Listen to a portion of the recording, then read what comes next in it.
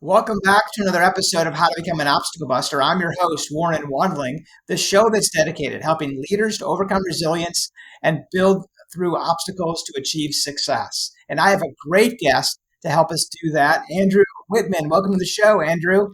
Warren, thanks for having me, man. I'm so excited to be with you, brother.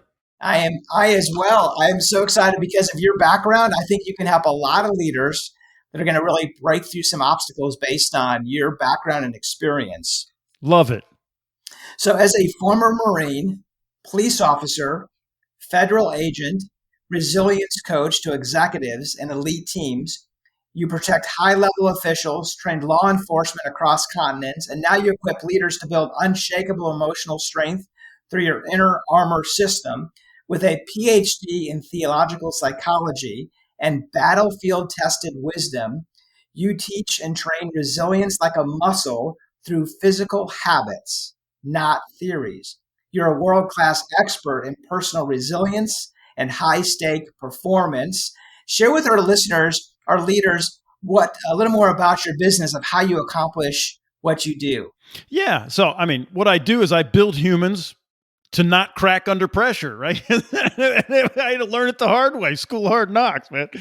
So, all my time in the Marine Corps kind of started out, I started out as a fat kid in high school, Ward. I got bullied and I was living in fear and anxiety and I didn't want to live my life like that. So I enlisted in the Marine Corps and I lost 50 pounds in boot camp and started to get control of my machine physically, and then worked on mentally and emotionally. And, then I went into law enforcement after I left the Marine Corps. And that kind of was a catalyst to, I tell you, being a street cop is like, it was even more PTSD, if you will, than I did when I was in the Marine Corps in the combat zone. You could leave it. You deployed overseas. But as a street cop, you go home and then you arrested a guy last night and you see him in the grocery store the next day, because he's out on bail, and you're pushing the baby stroller. You're like, oh my gosh, it never shuts off, right? So I had to kind of get this emotional sovereignty down, which I learned in law enforcement, not just physical toughness, but then the mental and emotional toughness, or resilience, we like to call it. And I just look at that process. I took it. I did a deep dive into the neuroscience and biopsychology. How does the body, mind, and emotions work together? And wanted to learn about my machine and how could I, and that's what speakers do. Our obsession is what we speak about, right? So this was my thing. It was like, I'm learning it for me, but now I can just teach it to others because I learned it, so. And that's what we do, man. I just wanted to get control of my machine. I wanted to have complete control of my thoughts, my feelings, attitudes, and opinions and actions, and especially under pressure. Wow, that's fascinating. And thank you for your service. Oh, thank you, man. Yeah. Yeah, so it's so really fascinating in reference to your background. And you're right, because if you were looking to be able to protect yourself and understanding how you operated, but now you're looking to train leaders to do the exact same thing. So I'm curious, in reference to what inspired you to write your book, Inner Armor, Perpetual Resilience?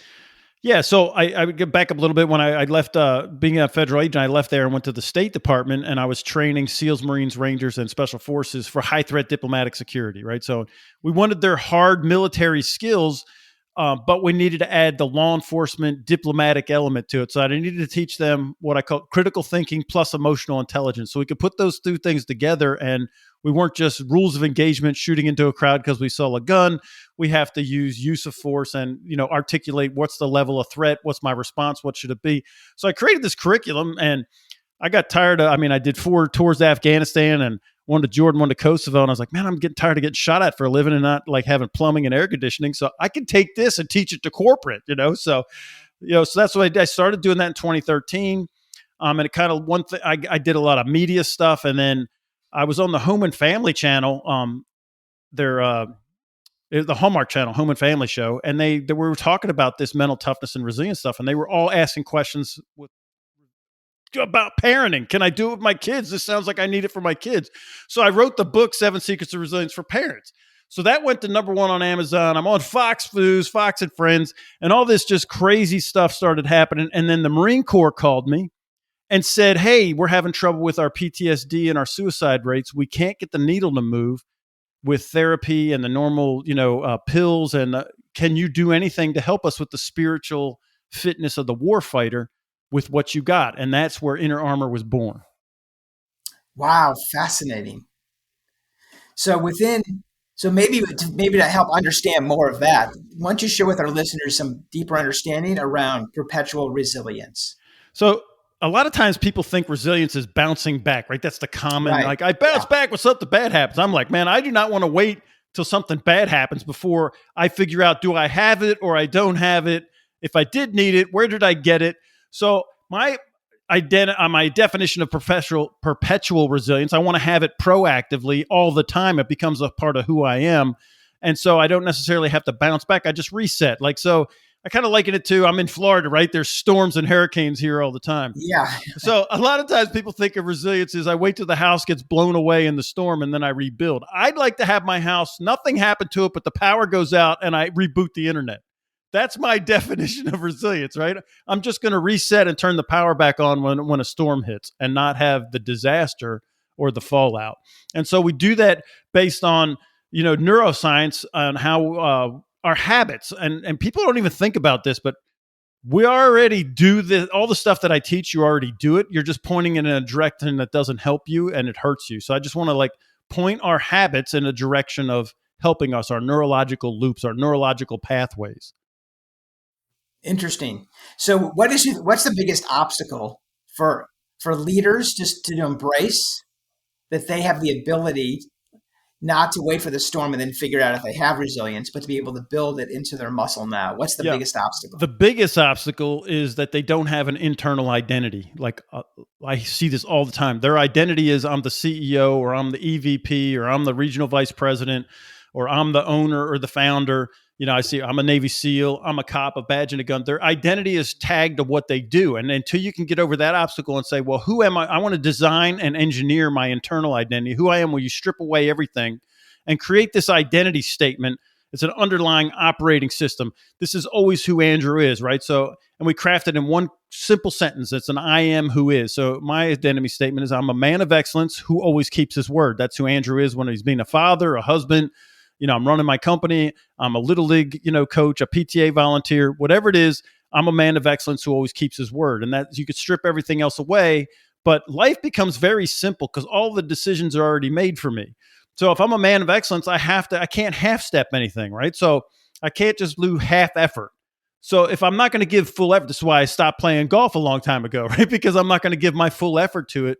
And I could waste a lot of time and split my efforts because, so I'm a man of excellence. So I have to be very choosy about what I'm going to put my efforts behind. And then I aspire to always keep my word, which also gives me permission to say no a lot because I have to keep my word. So, but I have to keep this myself first. So if I say I'm going to, keep my body fat percentage at a certain level, or I'm going to, be there for the wife and kids, or I'm going to, right, then I have to do it for me first. And then as a result, I end up keeping my word to everybody else. So I think that's a huge obstacle for leaders, is that the pressure is to have an external label and not an internal identity that's unshakable. So that's what is the difference? So maybe there isn't a difference, but what's the difference between that and a purpose statement? Well, purpose is the next thing, right? So identity is who you are. Your purpose is why are you doing? So I always like to talk about the Wizard of Oz, right? So think about Dorothy, Tin Man, Scarecrow. They had a vision, an ultimate target, the Emerald City. Each of them had an identity. Dorothy's from Kansas, Scarecrow's the Tin Man, but Yeah. all of them had a purpose of why they were going to the Emerald City. Like Dorothy wanted to get home. That was her purpose. That's why she's on the yellow brick road. That's why she's dealing with the flying monkeys and the witches. Scarecrow had a completely different purpose. He wanted a brain, right? So your identity is who you are regardless. Your purpose is your mission. What is it that I'm trying to accomplish? And of course, I'm trying to get to my ultimate target, my Emerald City. What does that look like? And those are the three things that really every leader, every human, but every leader specifically needs to have. Because if you don't know where you're going, what's your ultimate target? How do you know you're even on the right path? How do you know you're not making a wrong turn?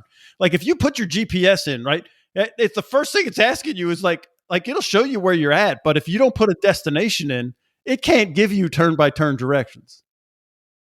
Exactly. Yeah, I love that illustration with Wizard of Oz because that's so clear in reference to the same destination but different purpose. Yeah, So with a lot of leaders got to kind of work through that. yeah, I can see how certainly at the leader level when we're talking at the C-suite or if it's the director level, sometimes there's a lot of ego that shows up in those rooms. Yeah. Bless their hearts, as grandma would say.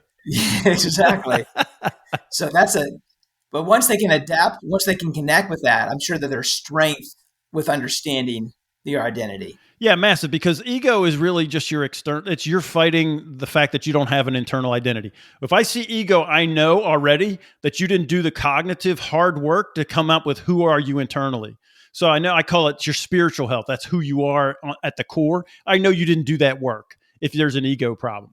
And in fact, the bigger your ego is, the more I know that you have not accepted yourself.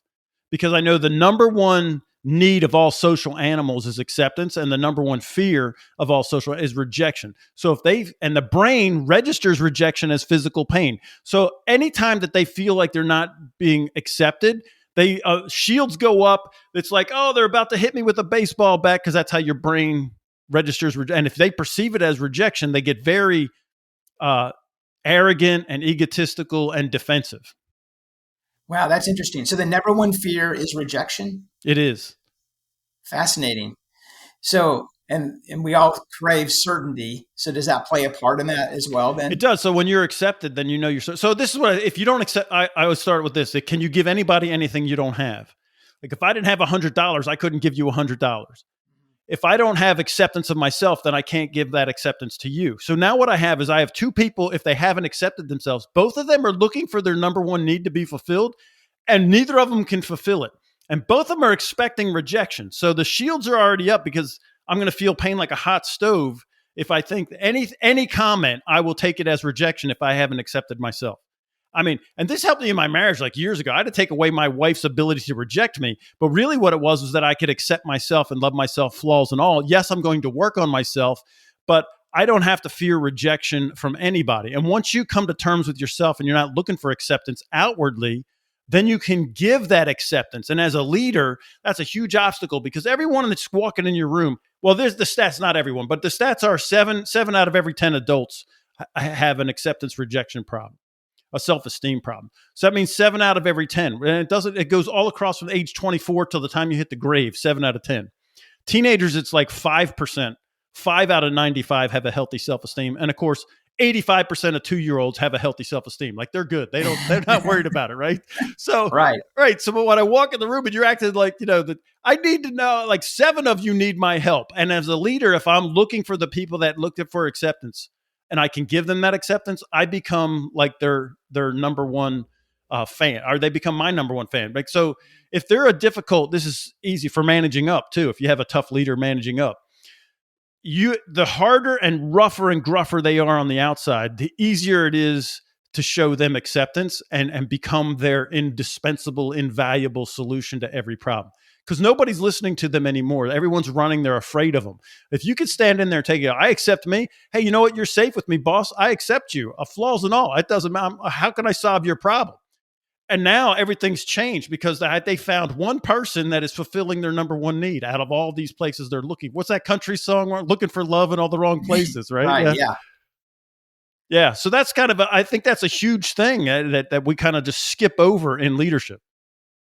So then what are the steps to train the mind like a muscle so leaders can build that resilience?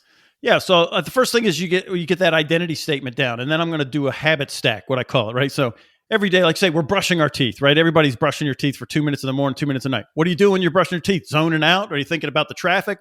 So I'm going to be going over my identity statement while I'm brushing my teeth. Man, just a man of excellence always keeps his word. I'm a man of excellence. I'll say it 100 times. So I always joke about, like, you need to say it so many times that when you stubbed your toe or you hit your hand with a hammer, what comes out is not, Joe Pesci Home Alone cussing, cessin, fressin, what comes out is, I'm a man of excellence, always keeps his word. That's how deep it has to be in there. So every chance I get, I'm going to stack that habit of saying who I am to myself out loud. I'm going to write it as many times as I can. I'm going to think about it, right? So over and over again. And I'm going to put those in, like when I'm in the shower. What are you saying to yourself in the shower? There's certain things I'm going to go through that habit. I'm not just wasting time. I'm not, even when I'm watching a TV show, if I'm watching a TV show, I'll see a character and I'll think, Well, how would Andrew, who's a man of excellence, always keeps his word, act in this certain situation? So I'm going to be cognitively engaged, and that's how you train the mind. And every time you do that, even on these little things, it strengthens your mind. The neuroscience shows that there's areas of the brain that become more engaged as you do these things over and over again. Fascinating. So writing that in that statement, the integrity statement, is there a formula that you take your clients through to I help do, determine what that is? yeah, I spend like 3 chapters in the book on it. But what I would like, first off, just take like sit down and write down 10 characteristics that you admire, like internal, like not reputation, not externals, but internals, like excellence or diligence or integrity, honor, loyalty, strength, courage, right? Any of those things, right? And then look at that list, just get free flow them and then circle the ones that stand out most to you, maybe those top 2 or 3. And now that's what we're going to use as we're creating this statement. It's an I am who is this. So I am a man of excellence who keeps his word. I had RVP. She was struggling with, hey, I'm my balance with family and my balance at work. And when I'm at work, I'm wishing while I was with the kids. And when I'm with the kids, I'm answering emails at work and I'm not, and nothing. So we worked on hers, and hers was, I'm a woman of integrity who maintains balance. So, and everything in her life changed within like 3 weeks, because now when she's at work, she's not worrying about the kids because, I maintain my balance, and my integrity is that I'm here doing this. And when I'm with the kids, I'm not answering texts or emails or phones. It'll have to wait till tomorrow because I'm with the kids. Right. And pre-decided these things. And suddenly everything just got calm in her life so that she could have, like, I joke, but not really, because she finally could go have coffee talking to Manny and Petty with her friends that hadn't happened in like a decade, college friends. So Wow. when you walk through that process, it really does revolutionize. It pre-decides everything in your life. Yeah, fascinating. So what are some other 1 or 2 daily practices that you personally use to maintain your own personal Yeah, resilience? one that I never let slip. You just cannot get your foot off the gas on this. So when you hear that voice of resistance on the inside, and this is great for obstacles, because obstacles always have a voice, don't they? They do Right. have a voice. You can't do it. This is a huge problem. It's unsolvable. I call it the Americans, right? The Americans tell us all the things we can't do. And the Americans are like, we can do it, So when that voice of resistance on the inside pops up, just for 2 minutes, I suspend my disbelief and give myself some cognitive space. Just 2 minutes. And you can do as you watch a movie, you're suspending your disbelief, because everyone knows the movie isn't real. So if you enjoy the movie, you had to suspend your disbelief. So there's nothing that you don't do already. Just do it for 2 minutes, though, not an hour and a half, right? When you hear, I can't do it, or that's impossible, I get it, it's impossible. But just for fantasy, if it were possible, how would I do it? And I just ask myself that question. How would I do it? If I could respond with poise in this situation, how would I do it? If I could, not have road rage in traffic, how would I do it? And like that was an easy one for me, because when I started putting, I'm showing my age, Warren, but I put cassette tapes in the, and started listening to lectures. Now you could just stream it on your phone, but back then it was cassette. It wasn't 8-track. I wasn't that bad, but it was cassettes. How would I do it? And my brain give myself permission to like find the solution to whatever around the obstacle, through the obstacle, behind that, whatever, to get away from the obstacle. And so I think that's perfect for what your listeners, the obstacle buster is, how would I do it? If it were possible, how would I do it? I love that. I love that because it's simple that they can pick up that strategy today and start practicing. Right. It's revolutionary. It'll change everything. And y'all do it in a meeting. Like sometimes, I get paid to consult too, right? So come in, they don't need training. They just want to fix this multi-million-dollar problem today. You know what I mean? Like, so I'm like, okay, I don't have time to train you critical thinking. I'll do it for you. Walk in the C-suite, you're in the boardroom, tell me the problem. I'll hear all the can'ts. We on all the reasons we can't do it. And then I'll just say this thing. I'll just say it. No, I get it. I'm not arguing with that, man. I don't, your business. I don't, but just for fantasy, fairy dust, if we could do it, how would we do it? And just let that hang. And within 3 minutes, we have, 5 solutions or a combination thereof that could get around the obstacle. It works like every time. Yeah, that's amazing. So from your experience, what is the overlooked skill that leaders need to instill so they can build resilience within their teams? Yeah, absolutely. 100% critical thinking. It's critical thinking. And I don't mean just using it as a talking point, right? We hear this all the time. I'm a critical thinker. So if when someone says that to me, I'll be, all right, so what's your thought process? Give me your critical thinking matrix. And they're like, what? Like most people, they don't have a thought, but it's just a jungle up here, right? But I started looking at thinking as a physical skill. Like, and I call it the golf swing of thinking. Like golf swing has a physical, like there's grip and stance and, the hips and what if I thought of my thoughts like that? I actually had step by steps how I think my thoughts. And that's what critical thinking is. And when you dive into it, the Socratic method is like 9 steps. And I was like, that'll get me killed in a firefight. I don't have time to go through 9 steps, So I have 4 steps. I took the 4 most that gave me the biggest bang for my buck, if you will. And I call it thinking like CRAP, CRAP, clarity, relevance, accuracy, and precision. It's really two steps: clarity and relevance, and accuracy and precision. And if you can get leaders to walk through that and then train that as a habit, then they fall back on that when it hits the fan, when it's pressure time, when it's crisis, because you cannot, you can't hide weak leadership in a crisis. When it hits everyone looks to the person who is in control of themselves in the crisis. And that's what that's what this critical thinking matrix is. I'm controlling my thoughts, which controls my, my hormones and my, my perceptions, and it controls my responses instead of my reactions, and it controls my words that I'm about to say and the actions that I'm going to take. And then now we can come up with an actual solution to whatever we're facing. Which is why it's so important to start practicing these strategies today. Yes. When you are not under the stress. 100%.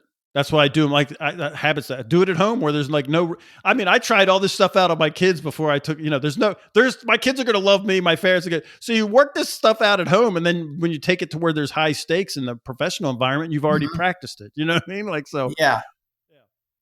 So what's it, do you then integrate with neuroscience, the power of affirmations with your clients to reinforce? I do, but we use affirmations because that's what everybody knows them about. But I call them execution statements because it's not like I'm beautiful, I'm awesome, I'm good looking, I could do it. It's an execution statement. It's like, no, I have the ability. I'm training the ability to act with poise. I can do this because I can handle anything, right? So I'm saying these action execution statements is something that has to move me forward and is based in reality. That these are steps that I'm taking. So in the book, I have like 2 chapters. I call them non-cheesy affirmations, but they're really execution statements, action statements that I could take under pressure.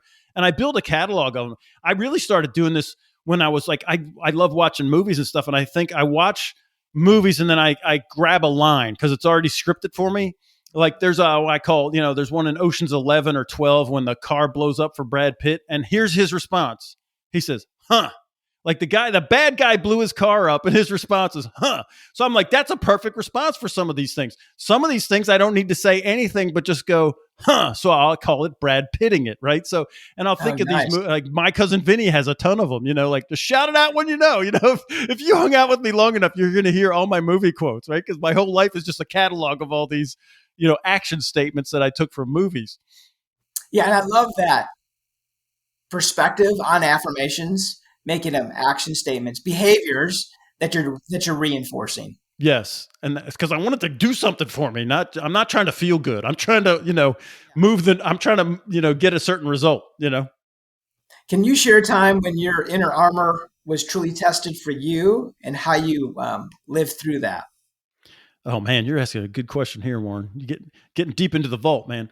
So here's one of the things I asked. I've coached a couple of championship sports teams, and one of the things before they go on the field, I'll ask them. I'm like, "What is your best effort? Can you give me your best effort?" Yeah, I'm going to give my best effort. They all say best effort. I'm like, well, give me your baseline best effort. Can you tell me a time that that was your best effort? You had nothing left in the tank, and that is your new bar of best effort. And then I tell the story of when I was a rookie street cop. The first time I got into it wasn't the first time I got into a fight, but it's the first time I got into a fight. I was losing, and the bad guy was trying to take my gun from me, and I knew he was trying to kill me. And at that point, there's no other option. I have to win. My best effort is suddenly now has to actually be my best effort. It can't be like, well, I did my best, because I would be dead. So I know what it took. I had nothing left in the tank after I wrestled that bad guy and got him subdued and handcuffed and kept my gun. I couldn't stand up. I couldn't breathe hardly. There was just nothing left in the tank. So I use that as an example. I like with my wife, she gave birth to our 3 kids without an epidural or any, it was all natural. And I know what she went through to, give me more ice chips and all that, it was just, that was her best effort. You have to have a best effort. So I think for me, that time when I almost had my gun taken from me, it really tests, where are you on all this stuff? Do you give up in the fight? Well, I'll never leave you in a fight. I'll never give up. Like, you just have to be like, there's no other option but win. It's not win or die. It's win or win. Right. And I think if you kind of have that mindset, but you have for yourself personally kind of think on that. When was my best effort? Have I ever given my best effort?